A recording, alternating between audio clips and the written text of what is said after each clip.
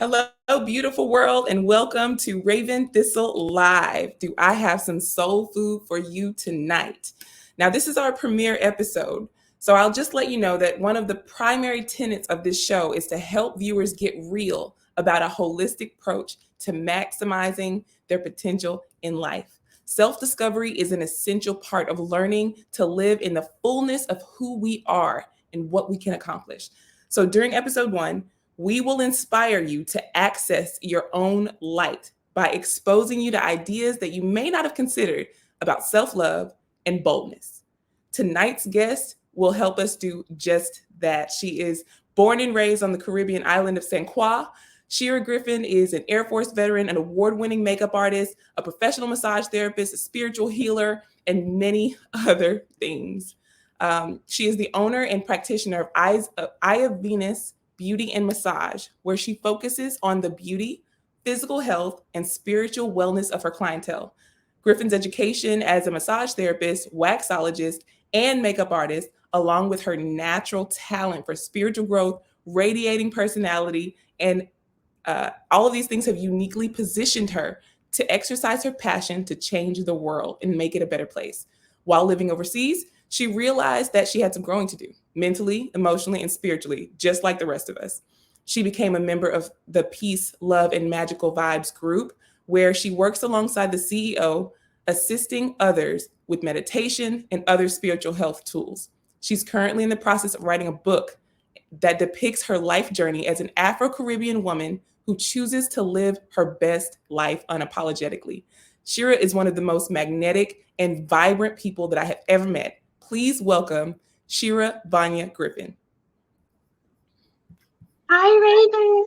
Hi, thank you so much for being here. Thank you for having me. Of course, of course. So she's actually joining us now from Spangdahlem, Germany, right? What time? Yes, that's correct. What'd you say? What time is it there in Germany? Oh, it's 3 o'clock. 3 a.m. 3 a.m., yes. Thank you so much for sacrificing your sleep for the night. I'm a night owl, so it's okay. It's completely okay. That makes one of us. I'm a morning person, and as it gets later, I get goofier and loopier. So I applaud your ability to be awake with me tonight. No problem, no problem. I'm not a morning person. I function better at night for sure. Okay. And I think that's a gift in itself. There's a lot of times where I really want to gaze at the moon and I want to do some things with the moon at night, but I'm just too tired. So I envy a little bit the ability to be up late and still be present of mind. Yeah. But I wanted everybody to understand who you are and experience your vibrance. So can you tell us about your journey from the Caribbean islands to the US military, to makeup, to massage therapy? Take us on your trip.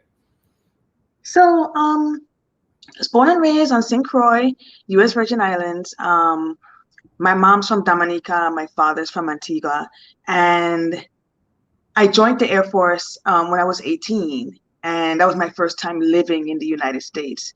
So it was a huge cultural shock for me because I wasn't used to a certain lifestyle or the cultural differences in America, and it took a while for me to adjust to that. And I've always been the one that was.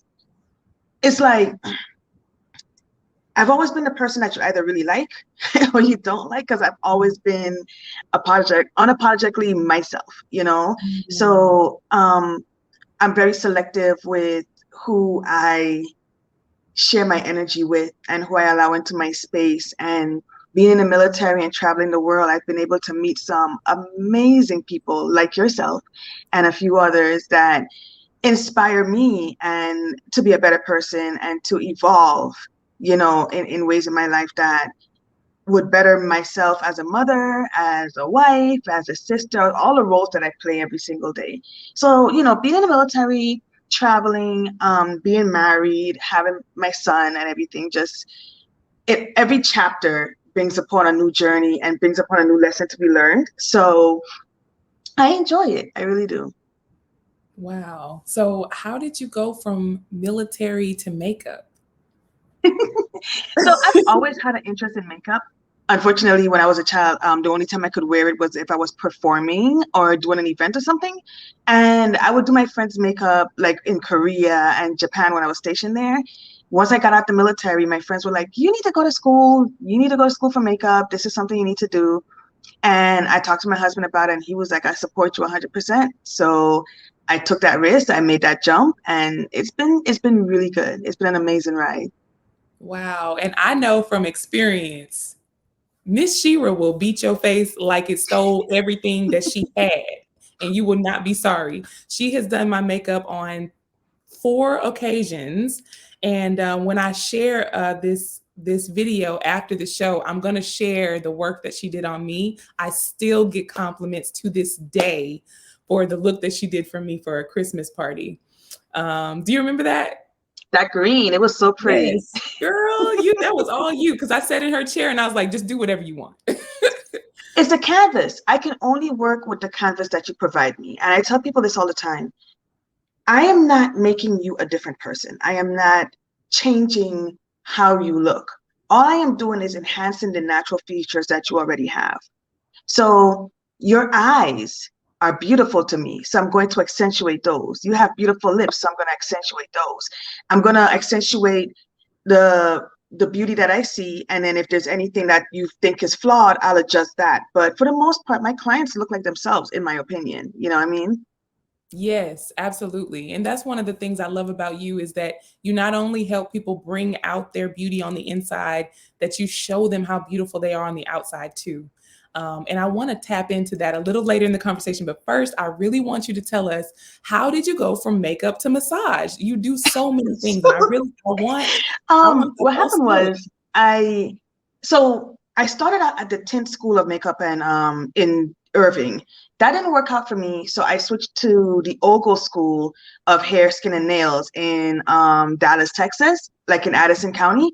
And I did skincare there, but had to go back to Japan because my husband had deployed and we were getting ready to move. So once I relocated from Japan to Shreveport, I ended up working on film and television, thanks to my friend Latoya Anderson. And once I got into that, we moved to Italy and my husband got deployed again. So I decided to take up something else. And it just so happens that massage therapy was offered at a school that was near my father-in-law's place. And I always knew that I had an ability with my hands to touch and help people feel good. So I use my hands a lot. And once I got into school, it just happened so naturally. I just tend to go with the flow and jump into things sometimes. And it just worked out. Yeah. And you know what? I want to go back to something you said at the very beginning with regards to you just jumping into things. Um, you said at the beginning that sometimes you're the type of person that either people love you or people don't necessarily want to be around you because you've always been authentically you. And when you are living in your own authenticity, you open doors within yourself to do things and try things that you may not have considered. Opportunities find you to be more you. Would you say that that's been your experience? Most definitely. I have learned that if I just be myself. Like I've never really had issues with confidence, even with me gaining weight and losing weight. I knew that in like when I would gain weight, I'd be like, okay, this is where I am. I'm not happy with it, but if I learn to love my body in this moment, I'll love it even more once I lose the weight. You know what I mean? So it's all mind over matter and just changing your thoughts. You change your thoughts, you change your life. You know what I mean? So I try to do my best to uplift myself so that I can uplift other people. Because if I can't do it for me, I can't do it for anybody else. I would be a hypocrite to sit down and tell someone, hey, do this or lift yourself up or do that. And I'm not doing it myself. So I have to be a representation, an example of the things that I speak. Mm. So what you're saying is you don't pour from an empty cup. No, no. You I've take done the that time to before. fill yourself up first. Okay. Okay. I want to Yeah. understand the source of your confidence because as a little girl, I didn't have it naturally. I want to know, you say you've always been confident, you've always been authentic. Where did that come from and how was that cultivated for you? Honestly, I would have to say my community. My friends, my mom, like my mom always, she just always carried herself a certain way. And I admired her admired that about her. Like, and when people would meet her, she would just glow and people would bask in that light of hers. And between my aunties and my grandmother, like the women in my family are just pretty much who they are, and you take it or leave it. You know what I mean? The difference is I wanted to be a better version of my family and what I've learned. So of course, you always have those generational traumas and things like that. And I realized to myself that those things didn't work for me. Being surrounded with in the Caribbean, growing up and hearing songs talking about beautiful Black queens and African queens and telling you that she's royal and all these other things kind of played into that as well. Because culturally, um, I was surrounded by people that look like me. The doctors look like me. My teachers look like me. The police officers look like me. So I never had to grow up in a sense of fear. I grew up with my hair being natural. I grew up with my skin being natural. It was just certain things in our community, and the dynamic of our culture that allowed me to be myself. Mm, that is really powerful. So that just to me screams about the power of representation from a young age, being surrounded by people who look like you and accept everything about you because they are you. That's really powerful, and that's something that I try to instill in my kids too. So I'm wondering if that upbringing, also that being around the Caribbean culture, being around so much beauty and flavor, and you got the ocean, and you got your spirituality, like all of your traditions, everything right there and rooted for you. I'm wondering if that plays into your commitment to beautiful things, your commitment to beauty and creating beauty in others. It's almost like you're going around the world bringing the Caribbean everywhere you go. Yes. Yeah. Most definitely. I always say you can take the girl out of the Caribbean, but you can't take the Caribbean out of the girl. I will always be a Caribbean woman. I will always be proud of my culture and take pride in our traditions and our heritage. I want my son to know his history. I want my son to know the traditions as well. So I expose him to it as much as I can. And my husband's very supportive in that too. And he's also very accepting and loving of our culture too. So it makes it so much easier.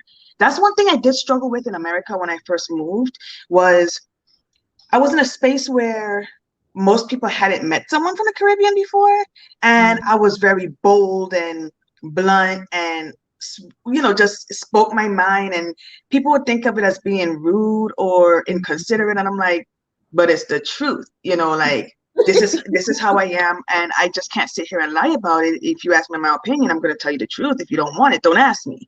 you know and just certain things that I didn't understand, and I had to sit down and just try to figure it out. I realized to myself, I was like, you know what?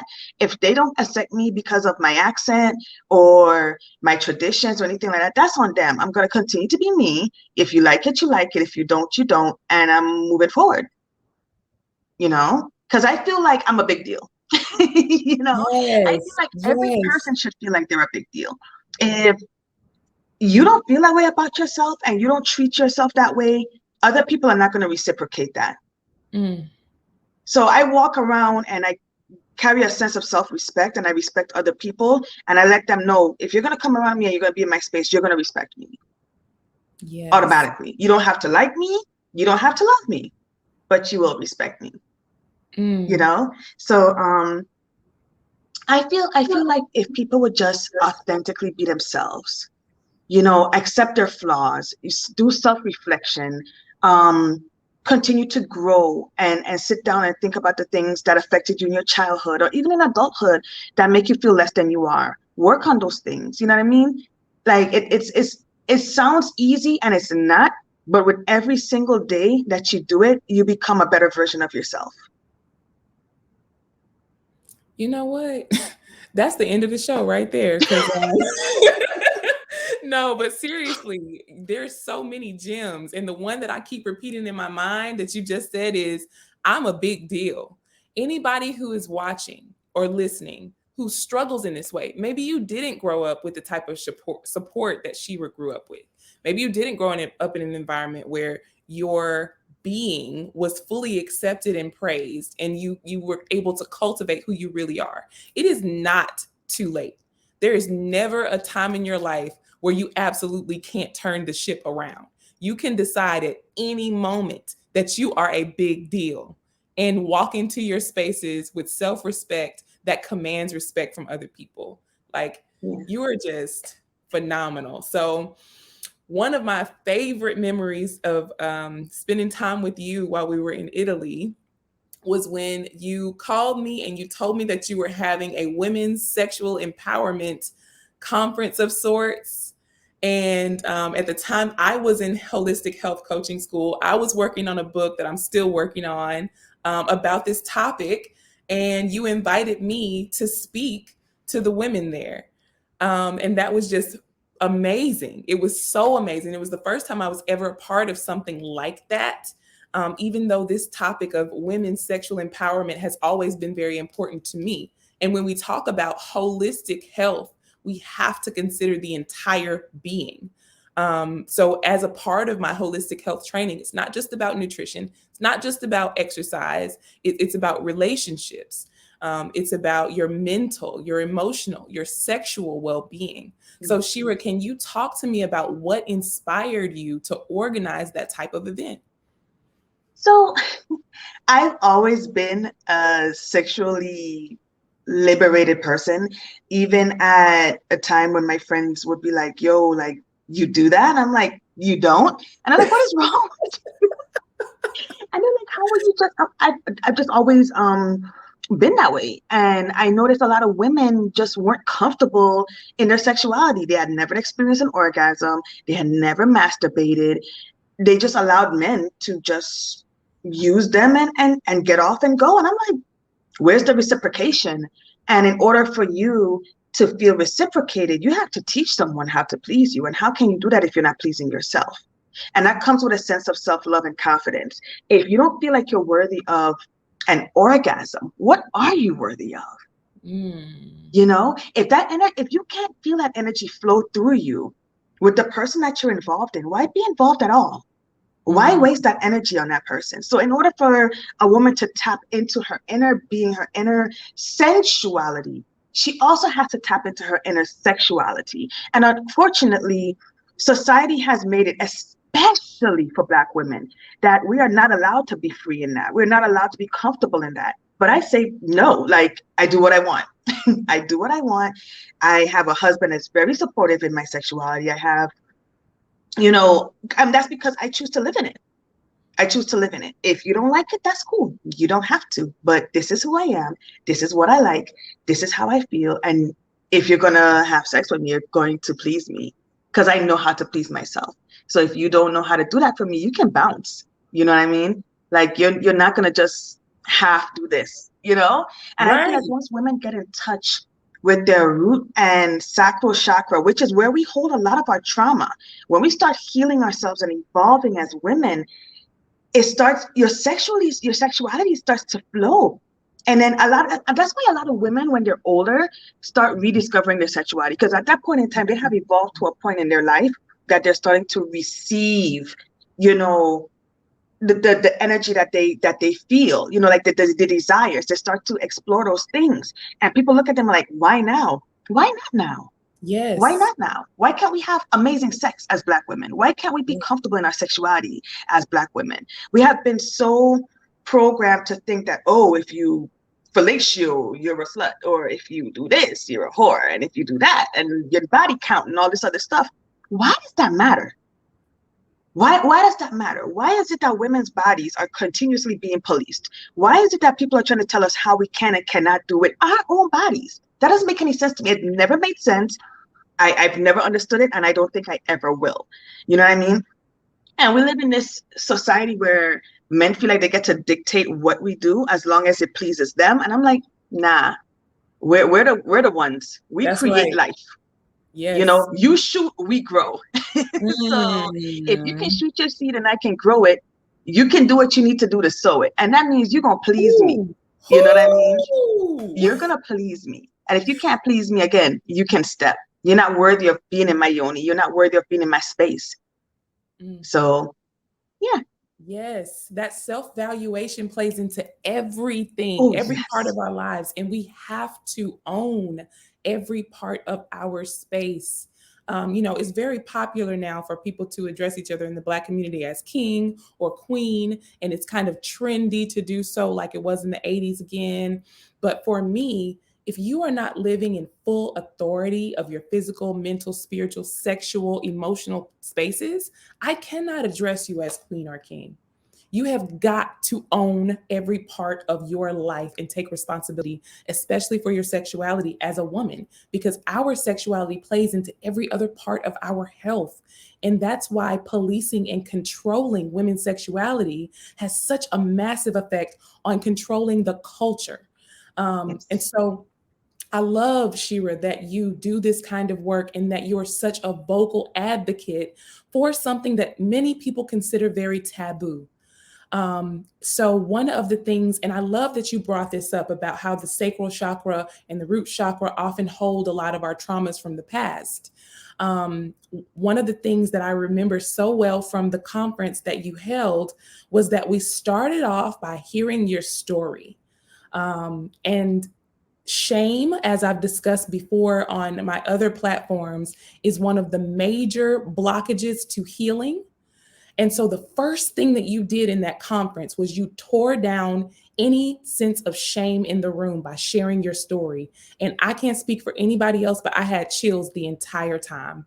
The next thing that I remember doing was, and forgive me, this may not be the exact order, but there was a time during the conference where you taught all of us how to move in a traditional Caribbean style. You taught us Yes. how to whine, right? And Why so not walk up? Yes. whining woke up. You had us waking up and whining. So the significance of that, like people think, oh yeah, it's just a dance, or some people feel like it's a provocative dance. No, no, no, no. Not only is it cultural and historically important, but also our emotions, our bad emotions, they get trapped in our hips. So Yes. when you move your hips in rhythmic ways, in unconventional ways, not in this robotic way that we normally move, you open up pathways of healing in those chakras. Shera, can you tell us anything more about that?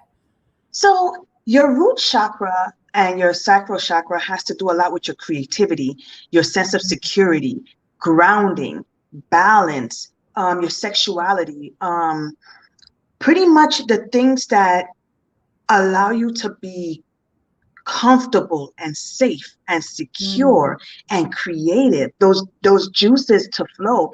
A lot of times when those things are blocked is because when we haven't healed from certain things, or we haven't gotten a place in our life where we're comfortable with certain things, that sense of security, that sense of being accepted for who you are. When it comes to dancing and moving your hips and waist, that is something that women naturally do.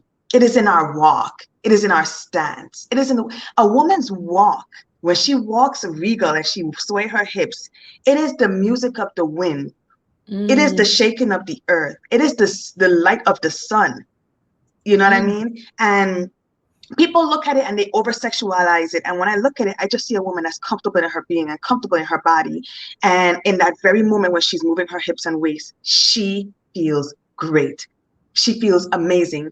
And growing up, I had went to so many carnivals and so many festivals on our island that moving your hips and waist was nothing to be ashamed of. It was nothing to be um, deemed as provocative or overly sexualized. I didn't know about this until I got to America, where women were like, y'all dance like that? Or men would be like, if they see you dance like that, they automatically think they could sleep with you. And I'm like, no, it is literally just a dance. I can dance with you and walk away.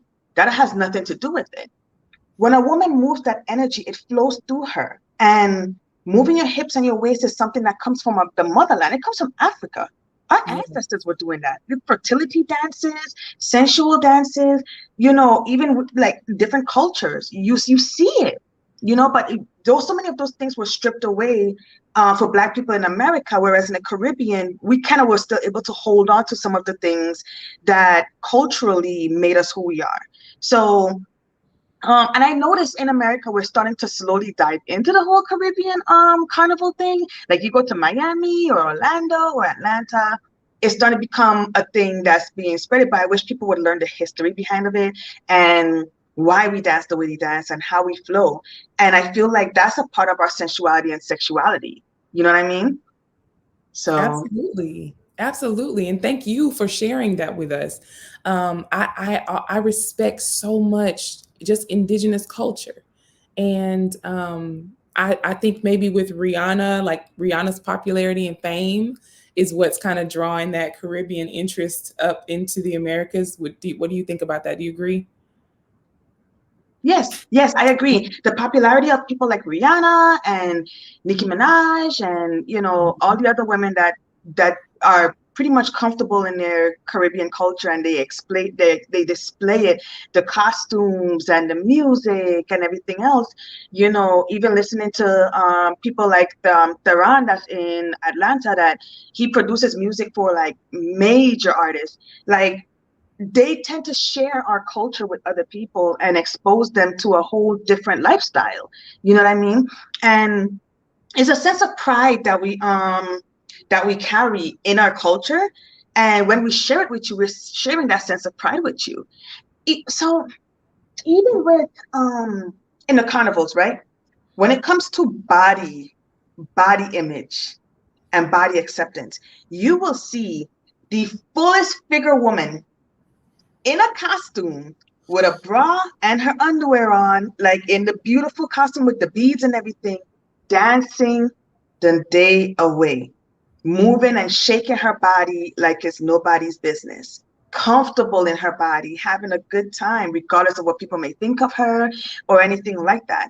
And that's something I was used to seeing growing up. You know, what I mean, that's something I'm used to seeing being around people. So it just comes with a sense of pride and a sense of confidence to even put on a costume like that, regardless of what your body looks like, and go and dance in the street in front of thousands of people. It takes a sense of confidence and pride. And I feel like women should tap into that. I feel like women should be moving their hips and moving their waist and walking up and feeling good and enjoying the vibes and getting in touch with their sexuality and their sensuality. It's a part of us naturally. We shouldn't suppress that. Yes, I could not agree more. And when we talk about specifically women's health in this regard, like we have to acknowledge the fact that our sensuality and sexuality, our womb is a part of every part of our lives. We cannot compartmentalize this aspect of our well being and our wholeness and our authenticity and boldness. Even the way that our hormones operate. Our hormones control everything. They control our thoughts. They control our moods, our appetites. Those are on a time based on our womb. They're on a cycle. And so when we tap into this type of freedom, we set ourselves free in a lot of other ways too. I want to hear from you. And I know we may have touched on this a little bit, but I didn't ask this specific question. Mhm. How would you say that feminine sensual movement or just feminine sensuality translates into unapologetic self-love and boldness in life? So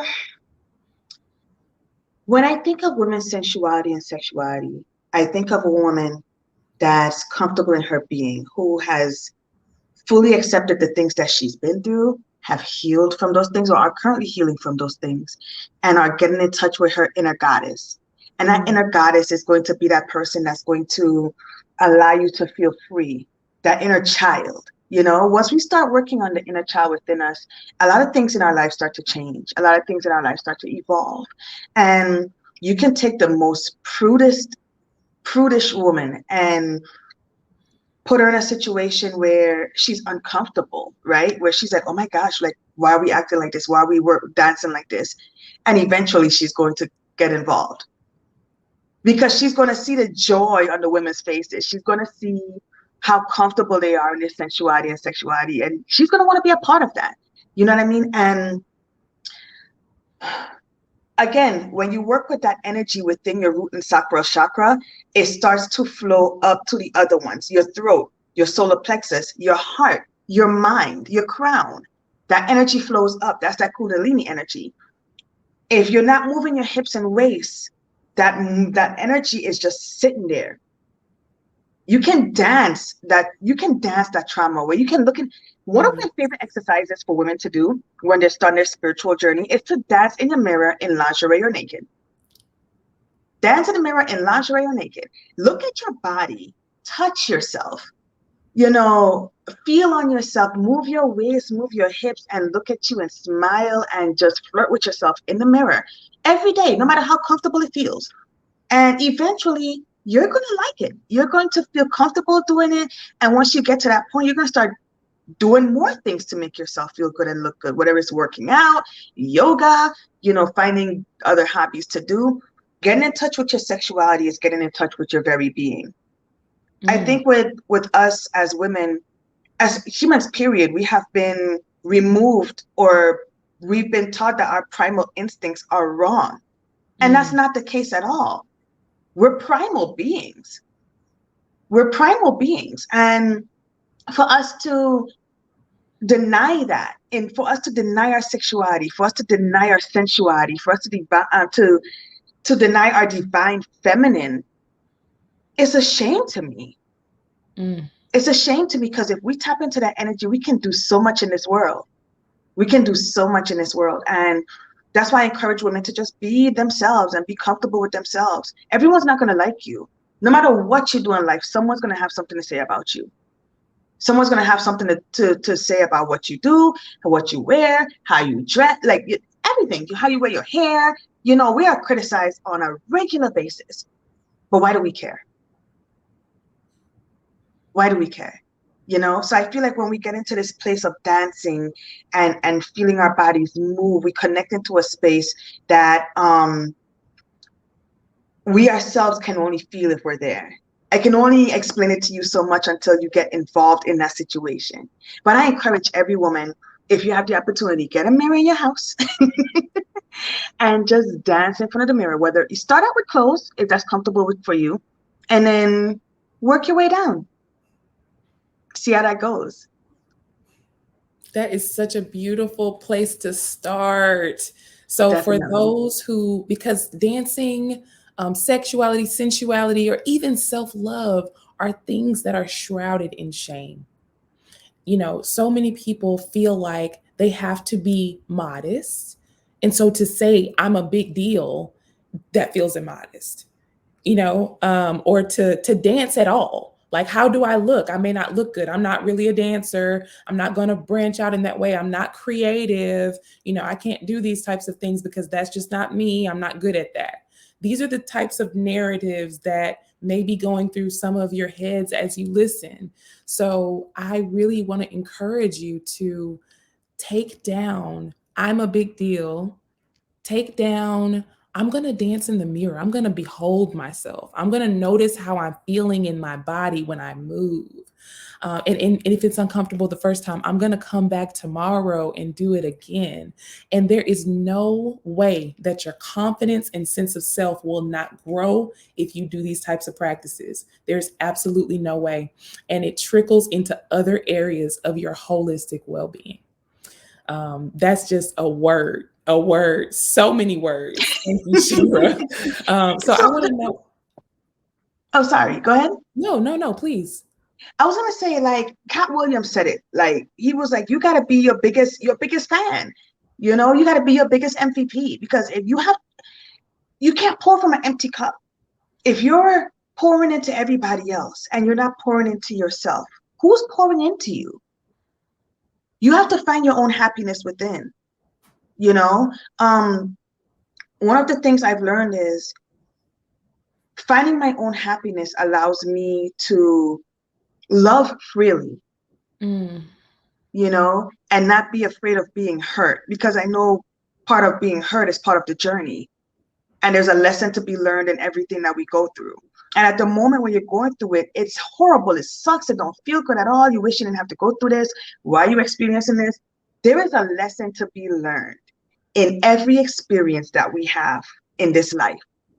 And what you choose to do with that experience, or what you choose to do with that lesson, dictates how you're going to flow in the future.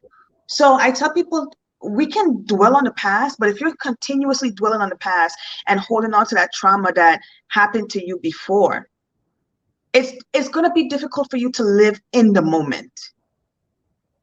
And living in the moment is such a beautiful thing. Living in the right now is such a beautiful thing. So at this very moment, ask yourself, am I happy? And if you're not happy, what is it that I can do to find my happiness? Start pouring into your own cup. It is okay. It's not selfish, especially as women, especially as Black women. We tend to pour into everyone else. We're expected to. We're expected to pour and pour and pour into our children, into our men, into our women, our friends, and everything. But no one really teaches us how to pour into our own selves. It's deemed as being selfish. Me saying that I am a big deal may be deemed as being arrogant. But is it really? Is it really when if I carry myself and I say, hey, this is who I am, and in my opinion, I'm a big deal to me. Whether you choose to see that I'm a big deal or not, that's completely on you. Your perception doesn't matter to me unless you're involved in my life. If you're not feeding me, if you're not contributing to my life in any kind of way, I don't care what you think of me. It doesn't matter. It doesn't matter. It doesn't contribute to my life in any way. So I'm going to do what I want. I'm going to have fun doing it. I'm going to live my life in the moment. And when I die, I die. But I will die happy, I will die knowing that I lived the best life that I wanted because I saw myself as a big deal and I carried myself as such. If you don't see it, that's on you. Change your perception. So many good things out of just that one note. Like, you touched on the importance of choosing what to care about. Many of us struggle with anxiety because we care too much about things that really don't matter. And so if we really get honest with ourselves, like what you said, choosing which people's opinions are going to matter to me. And you can be very intentional about this. If you're somebody who finds yourself always worried about what someone else is going to think, or even limiting yourself in life from the things that you really want to do or the person that you really want to be, because you feel like you won't be accepted, or someone's going to say something negative about me, or you're just afraid of things that really don't matter. Like Shera said, we are going to die. And when that happens, nobody whose opinion that we've been concerned about is going to be able to stop that from happening. That's going to happen. So in the meantime, leading up to that, it is our responsibility to squeeze all of the delicious juice out of our life that we can get. And Shera is doing that in her living authentically and shining her light on us. So I want to know, what would you say? What would you say to people who try to shame others and dim their light? Mind your business.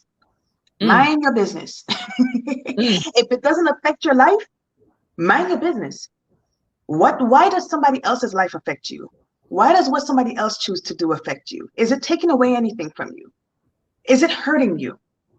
Is it putting you in any danger? Is it taking money out of your bank account? Why does it matter?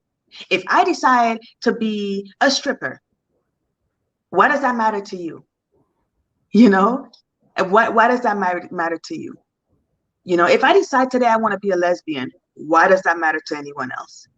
It's my life. It's my body. It's my place. It's me, not you.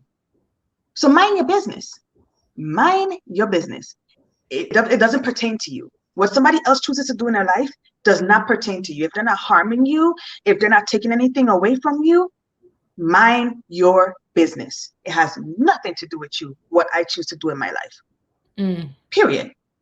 Period. Period. Period, Pooh. .com. That's it. That's it. And we have the power. We have the power to make it just that simple.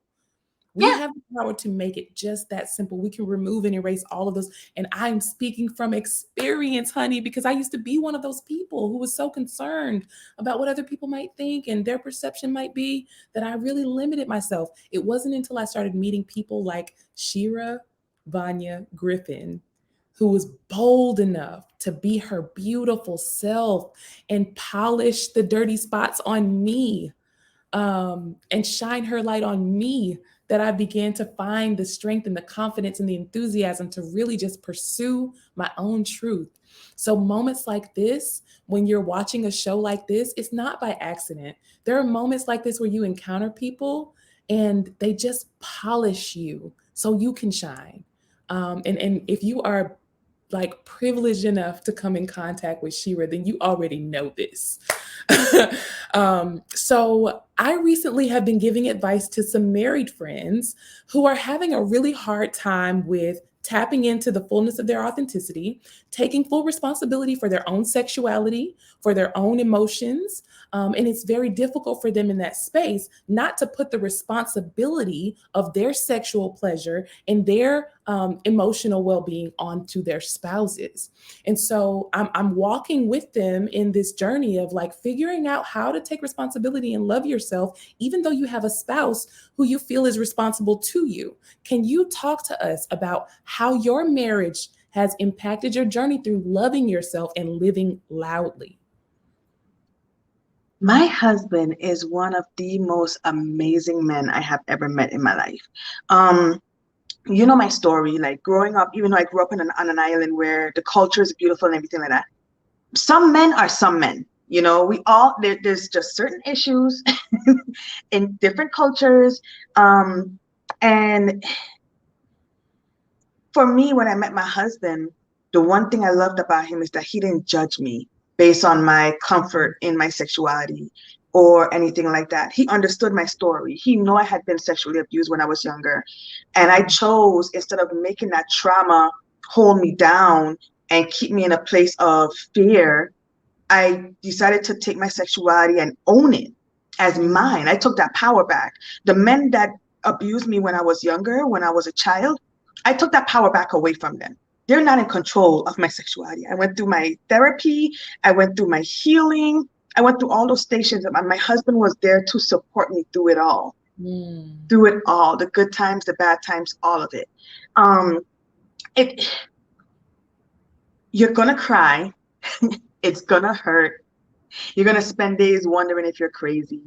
It's going to be ups and downs. You're gonna have valleys and you're gonna have peaks. But finding your inner peace in all of that is what really matters, you know? And my husband allows me to be me, and finding someone who chooses to accept me for who I am was one of the biggest blessings I've ever had in my life. So it's never been a struggle for me to be sexual with my husband because he creates that space for me to be comfortable there. You know what I mean? He allows me to be the best version of myself, and he holds me accountable. He holds me accountable. And if he sees that I'm not doing well, he's like, well, what's going on? He encourages me. He pours into me, and I pour into him, and I reciprocate that. And we allow each other to grow as individuals, knowing that we don't own each other. He knows he doesn't own me. He knows he doesn't control me. He knows I cannot be tamed, right? This is how he met me. So take me as I am or have nothing at all when it comes to me. And I've always been me, right? So when I met him, that's what attracted him to me, you know? And he allowed that light to shine in me and continue to motivate me to let that light shine. And some people don't understand it because he's such a alpha male man. So to be with a woman who's just so outspoken and so sexually open, and I talk about sex like it's food. Yeah. You know, like, some people look at me like, how are you with her? How is he not? Yeah. You know what I mean? Like, so we just mesh and we communicate. And as I continue to heal and as I continue to evolve, he continues to heal and evolve in his own way. We do it as individuals, but together at the same time. And just being comfortable enough to communicate with your spouse and tell them, hey, these are my desires. This is what I want. I want to try this. I want to do that. Men and women have to allow the space to be there. They have to create the space to allow each other to feel comfortable enough to come to you and say, I have a desire that I want to share with you, and I would like us to try it. Whatever it is. Communication and understanding and compassion plays such a huge role in that. And I'm grateful to have someone in my life that fully accepts me for who I am even though sometimes it can be a pain in the butt. He truly values No, me as not a you. woman. He doesn't judge me about my past. He doesn't take my past and try to throw it in my face or anything like that. He accepts me. He loves me. He pours into me. I can talk so much about him. Like, he's amazing. And I tell people all the time, if you want to see a woman evolve, you want to see her grow, give her that space. Give her that space where she is safe. Give her that space where she is comfortable. Give her that space where she is accepted as who she is. And you will see her bloom. You will see her. You allow that light to touch her. Don't try to hover over her. Don't try to dictate what she does. Don't try to command her to move a certain way. Allow her to flow. And you will see that woman grow and blossom and bloom into the most beautiful flower you have ever seen. And don't pick her. Let her sit there and let her continue to grow. Let her continue to get those nutrients she needs. Don't take her off the tree. Don't pull her out of the dirt. Let her stay there. Let her stay here. Let her stay deeply rooted in who she is and allow her to grow. And we should also allow our men to do that too. Yes. Because a lot of our men, especially Black men, they're ignored. They're not appreciated. They're expected to just pay bills and do this and do that and all these other things, but they're not reciprocated either. So there's something we have to learn about loving on a Black woman and loving on a Black man. And we have to revisit the past in order to move forward in the present and know that the way that we've been taught is not the way that we're supposed to live. This social construct that has been created is literally mentally oppressing us. But if you open your mind and you go against the status quo, your life is going to be so much easier. It's going to be so much better. You're going to enjoy it more. You're going to enjoy it more. So I always tell people, hey, do what makes you happy. As long as it's not hurting anyone intentionally, you know what I mean? Why can't you live your life the way that you see fit? Why can't you be with someone that fully accepts you for who you are? And the thing about it is, a lot of us end up in relationships with people that I won't say we weren't meant to be with, but they were only supposed to be there in that temporary situation to teach us a lesson. Whether it was a month or 5, 12, 13 years, there was a lesson to be learned in that relationship, right? So if you sit down and you dwell on how that person hurt you and how things didn't work out, instead of looking at it, analyzing it, seeing how the things worked and how it didn't work, and healing from that before you move into the next relationship, we tend to carry that burden and that trauma with us into everything that we go into. But if you leave that situation back in that situation, heal from it at that time, and work through the kinks that you saw in that relationship to help you better grasp the tools and the knowledge and the necessary thing to move on into a healthy relationship with someone else, it's not gonna work. It's not gonna work because you're carrying that same baggage, being a bag lady, the same one Erica Badu talked about, where you're carrying all the trauma from your childhood, you're carrying all the trauma from going to school, you're carrying the trauma that you experienced as a teenager, you're carrying the trauma that you experienced as a young adult into all of your relationships. How is it going to work? How are you going to be able to choose the right partner for you if you can't see past your burdens? You can't see past the baggage that you're carrying.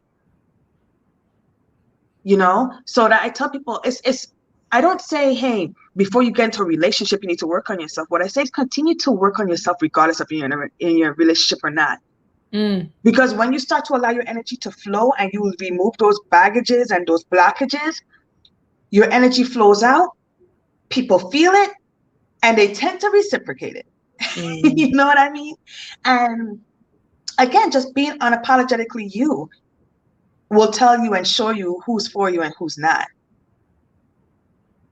And being apologetically myself, I don't have to lie about it. I don't have to remember the lies that I I feel like it's hard work to pretend to be someone else. Yeah. Yes. You know what I mean? Because now I have to sit down and remember all the lies that I told. Now I have to put on this facade. Who was I with that person again? Yeah. You know what I mean? Well, but if you're just naturally yourself, then you don't have to remember what you said yesterday or who you said it to, because you're yourself. It's going to come to you naturally. So if you embrace you and realize that you're a big deal, because when I meet people, I'm like, do you know you're a big deal? Nobody else has to think of a girl, dude, you a big deal. Carry yourself as such. It doesn't matter what your past is. It doesn't matter what your number count was. None of that stuff. And if it matters to them, that's their business. It doesn't need to matter to you. It doesn't need to matter to you. Who you are right now in this very moment is what matters. And are you happy with who you are right now? Ooh, can we just put a pin right there? Because are you happy with who you are? Not what you have or don't have, not where you find yourself in this season of life, not with what somebody thinks of you or how someone is treating you, but are you happy with who you are right now? And are you loving yourself? Like, love is an action word. Are you moving your body? Are you talking nicely to yourself? Are you treating Affirmation. yourself? Are you Yes. building yourself up? Are you surrounding yourself with people who feed your soul? Are you tuning into Raven Thistle Live so you can get this soul food? Are you going to therapy? Are Are you you, going to are you, therapy? yes, because like it's such in the Black community has become such taboo, but I'm glad that mental health is starting to become a subject that people talk about because it Yes. plays such a huge role in how we see ourselves, right? And unless we go in and we seek that assistance to figure out how to deal with our thoughts and our trauma and our pain, you just sit in it and you're there. I feel like therapy is one of the best things that I ever decided to do. And my husband was the one that encouraged me because I had so much anger from my past traumas that a lot of my friendships were on the verge of being Mm, ended because I would get so angry if I felt mm, disrespected or if someone said something to me that I didn't like. I felt like disrespect was my biggest thing. And if I felt you disrespecting me, it was going down. you know? mhm, And my husband didn't deserve that because he mm. didn't contribute to none of my pain from my past, but he was being affected by it and he didn't deserve it. So one day he said to me, fix it or I'm gone. And I Mm, loved him enough to sit down and look at myself and be like, why are you this way? Why are mm, you like this? Why are you so angry? And I sought out the help that I needed. I went to therapy. I'm still in therapy. I'm still in therapy because there's still things that I need to work on as a human being. There's certain things I still need to work on in my spirit and my soul. And I believe in being my most favorite version of myself. You know what mm, I mean? And what I've noticed is when I start to work on myself spiritually, everything else flows. My financial growth flows. My physical growth. I eat better. I sleep better. I take care of myself better because I'm in a place where I can focus. My mind is clear. It's not clouded with all my past trauma or my past issues or my fears. I'm working through those things. So I always encourage people, whether you feel good or not, go to therapy. Go to mhm. therapy. And it's great to find someone that understands you. So Mm, my therapist is from a Caribbean background. So it mm. makes it so much easier to sit down and talk to him because I'm like, dude, you understand how the culture is. Like, how strict our parents can be. How, these things are. So explaining to him and having him understand it on that level is a really big deal. And it made me feel so good to know that someone understood me and could help me figure out the crazy thoughts going on in my head. And I am grateful to be in a position where I can seek therapy, and that I have a support system, but I manifested that support system Mm. Come on. by being me. Mm. If I wasn't myself, I wouldn't have attracted the people that I did. I wouldn't be in the place that I am. Um, a lot of the success I've had is because I have been myself unapologetically. And the people who saw me saw the value in me because I saw the value in myself. So if I tell you I'm a big deal, be like, girl, yes, I know. I see it. Yes. I don't, and Yes. even saying that you're a big deal is one thing. Being the big deal is a Mm. completely different thing, right? Because yes, your words matter and affirmations are great, but if you're not putting the action in to match those affirmations, you're wasting your time. Mm. So speak the words, but speak the words as if you believe them, and put in the work so that you start to believe the words that you're saying. So if you're a big deal, move like you're a big deal. Invest in yourself like you're a big deal. Focus on yourself like you're a big deal. Heal yourself like you're a big deal. You are your biggest star player. And if you are not happy, if you're not comfortable in your being, how can anybody else do that for you? If you're not comfortable in yourself enough to love you, how are you going to show somebody else how to love you? How are you going to show somebody else how to respect you? How are you going to show someone else how to make love to you? If you don't know that yourself, right? So let's get out of this thing where we feel like, oh, you full of yourself. No, I'm full of life. Yes. Ooh, yes, yes. I'm not full of, actually, yes, I am full of myself. Who else am I going to be full of? Right? Yes. Who else am I going to be full of but myself? Yes. And why would you want to be? Why would you Why would want you me want to to be? be? And the question is, why are you projecting on me? Why are you projecting your unhappiness on me? You know? So when you really looking in the mirror, you can become a mirror for other people or recognize that you already are one. Shera, there's nothing that I could add to that. Like nothing. Girl, you left it out on the court. um, I will, I Oh, please. so go ahead. No, no, please. I was gonna say this. The one thing about the event, which I want to do those more once I get to the States, that event showed me how much women need those spaces, especially Black women. We need those spaces. We're allowed to be comfortable and free and have those conversations about our sensuality and our sexuality and our trauma and our pains. That's sisterhood, right? And when we started, the reason why I started out the whole thing with dancing, well, actually, so what we started out with was the names. I told everyone, hey, you're going to take this label and you're going to write down what your sexual name is. And if you don't know what it is, sit down with your girls and come up with one, right? So it kind of broke the ice because now these women are sitting down like, what's my sex goddess name? And you kind of force them to tap into that energy without even them knowing, right? And then once they got that name, you're like, okay, so tonight, this is your name. This is Yes. who we're speaking to. We're not talking to Raven. We're talking to whatever your sex goddess name is tonight. This is who we want to tap into, right? And I Yes. said, okay, let's start moving this energy out by starting to dance and move our waist and hips and let go of those fears and those insecurities with our bodies and our spirit and all those other things. And I noticed when we started doing the dance, some women at first were like, I'm not getting involved in that. But when they saw the other women and how much fun they were having and how comfortable they were starting to be, everybody else started to get involved. You know what I mean? And from there, we went into your poem, which was, to this day, your poem has been, it has touched me in such a way. I was like, I need this in my life because the words that you spoke and the way you spoke it so eloquently moved my spirit. Everybody that was involved in making that event happen inspired me in some kind of way. And I was so grateful to have you there as a guest speaker because you tapped into a part of the women that didn't realize they even had trauma, you know? And I remember at the end of the night, they were just like, we needed this. We needed this. So we have to start creating those spaces for ourselves that we're allowed to be free in who we are and encouraging each other to do the same.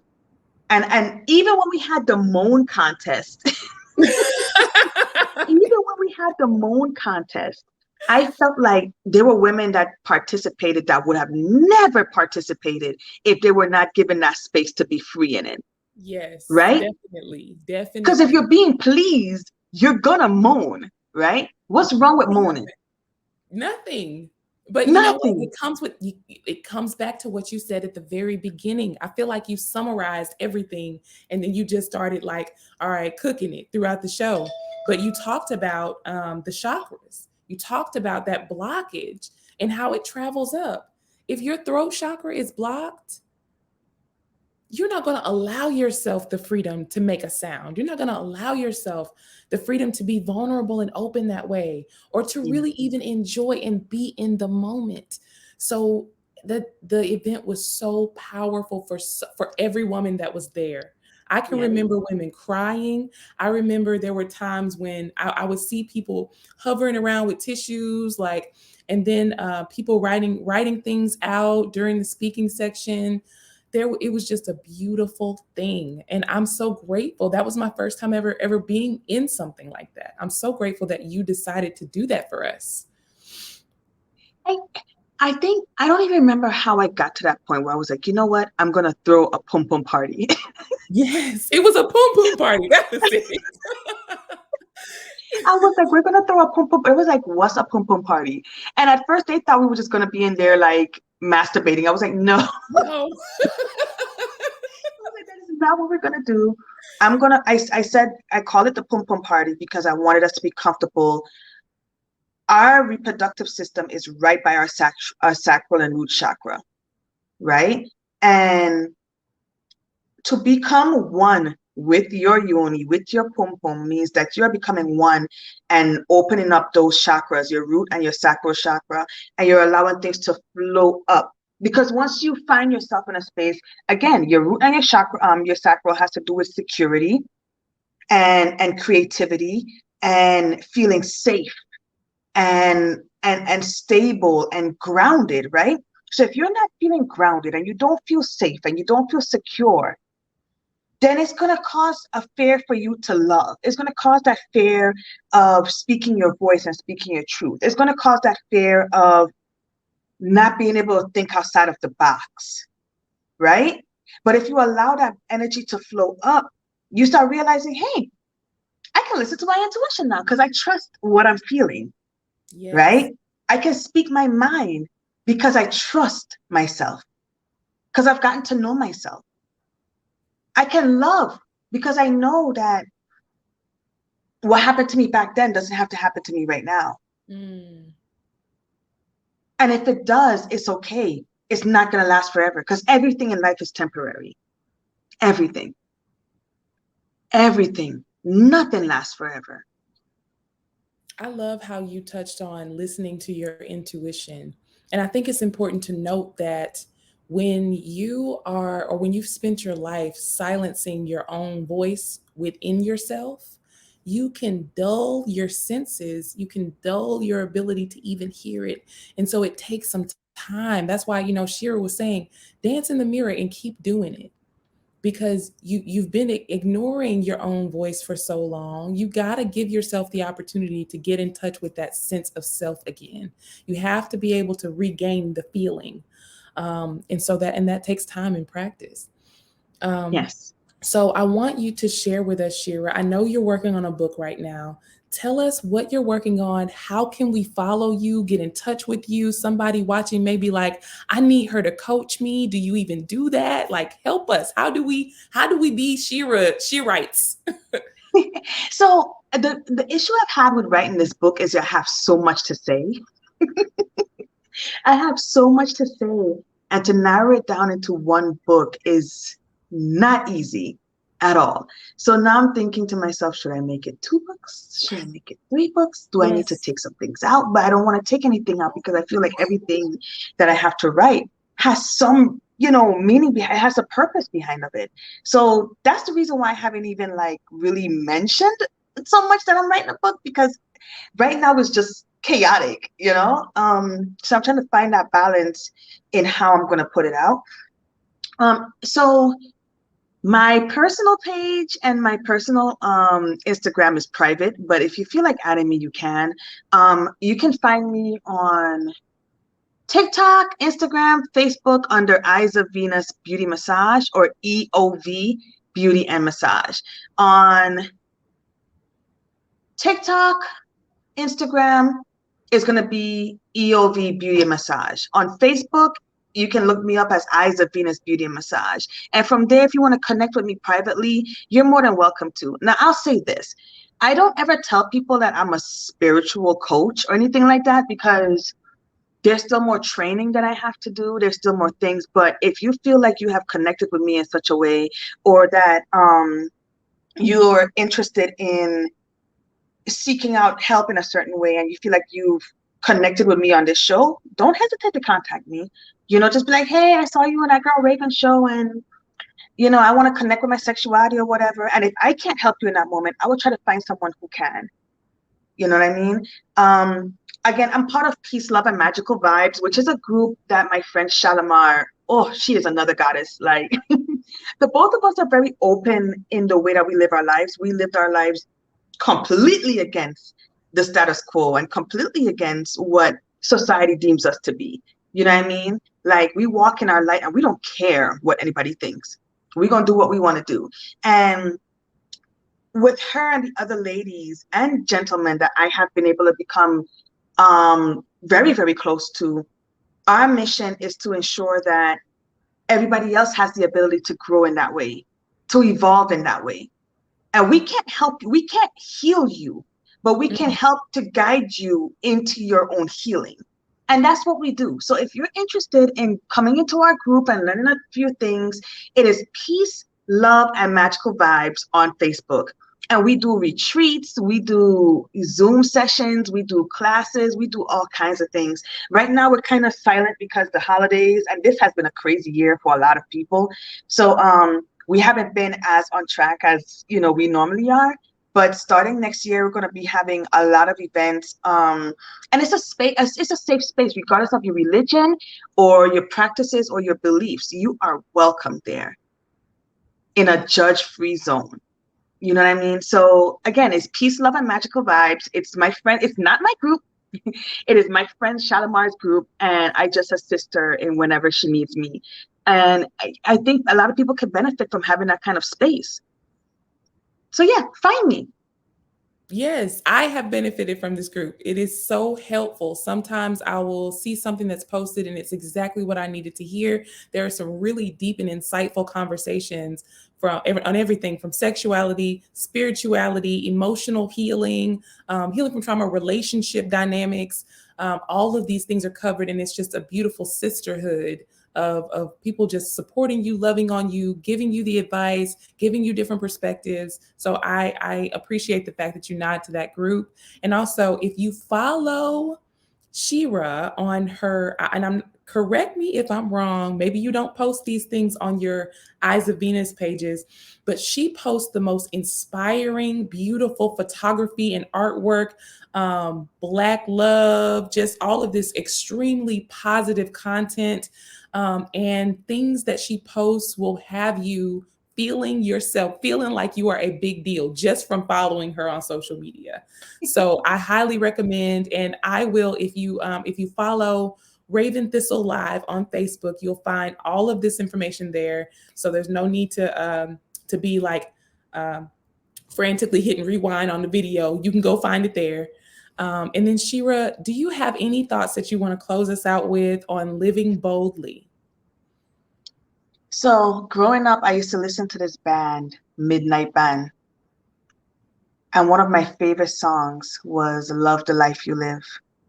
And I live by that every single day.